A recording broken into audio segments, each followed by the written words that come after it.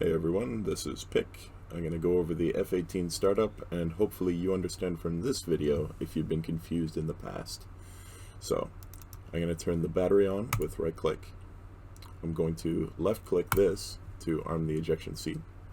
I'm going to turn the APU on, and I'm going to turn my oxygen on. You do not want to forget the oxygen or else you'll black out at high altitudes. So, all bogs to on. What I will do now is I will wait for this light to go green, which it has. I will right click to crank the right engine, and then as you can see the RPMs are rising over here. Now once this gets to 25, which is optimal from what I've heard, I'm going to press right shift home to uncage the right throttle. So right shift home. There we are. So now that's actually beginning to start up for real, which is great. I will right click here to set this to day, same with the other side, and this is essentially turning on these displays. I'm going to hold left click and drag up, and that's going to turn on the middle display. And same thing with the HUD knob over here. So now the HUD is on, these two displays are on, and then once this one warms up, this will turn on. There we are. At this point, I'm just going to get right started on this INS alignment. So since we're on the ground, we're going to be using ground, but the option for CV is also acceptable. You would use this on a carrier. So I'm going to set that right into ground. And then down here, we now have the stored heading alignment option. So I'm going to left click on it. And this is just going to make things much faster. So you always want to do stored heading. If you forget, you will regret it because you'll be waiting much longer. What I'm going to do now is I'm going to start the left engine. So basically left clicking the engine crank switch to go left, and then right alt home is going to uncage the right throttle, or the left throttle rather. Now, as you can see, this is not going quite as fast as when we did the first one. Regardless of how long you wait between engine crank and uncaging, it's gonna work. It's just the reason why we focus on having 25 RPM on our first one is because we need to get that one on as quick as possible so we can start the plane. So at this point, I'm going to do the HMD alignment. We're waiting for the INS, so there's no better time. I'm going to turn the HMD on, so we're going to get a bit of indication.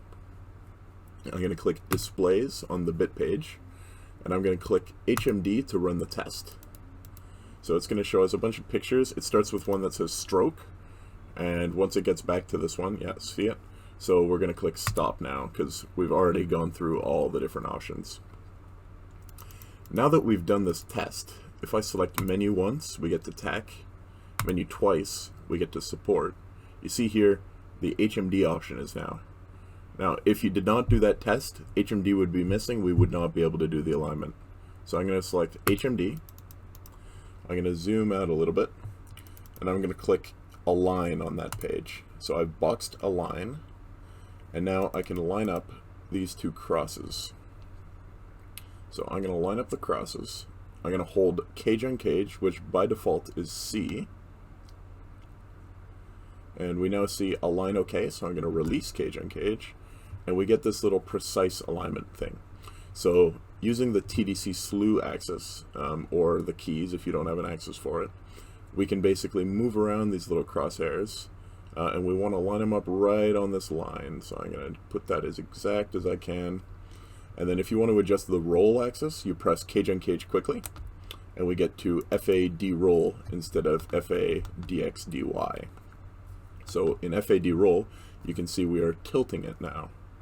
And if I have that perfectly lined up and I'm happy with it, what I will do is I will simply untick Align down here. So I'm going to untick it. We're all back to normal. And the last thing I'm going to do is just hold down this reset button. So what this essentially does, it resets the avionics and lets us actually do everything properly. So the warnings have gone away for the most part. I'm going to do takeoff trim, which is this little button here. I'm going to press Control C to close the canopy. And I'm just going to do the last few systems-based things. So I'm going to hide the stick.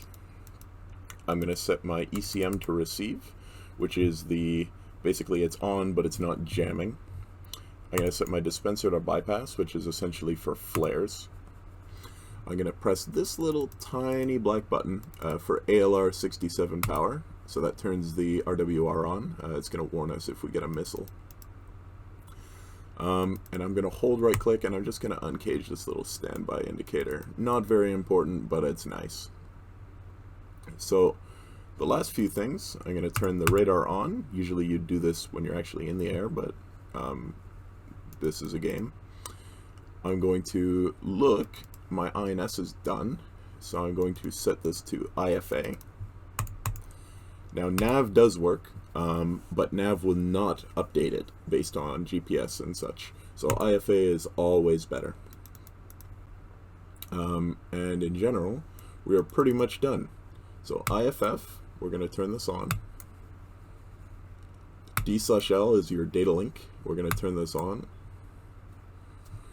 On my left screen, I like to have my HUD.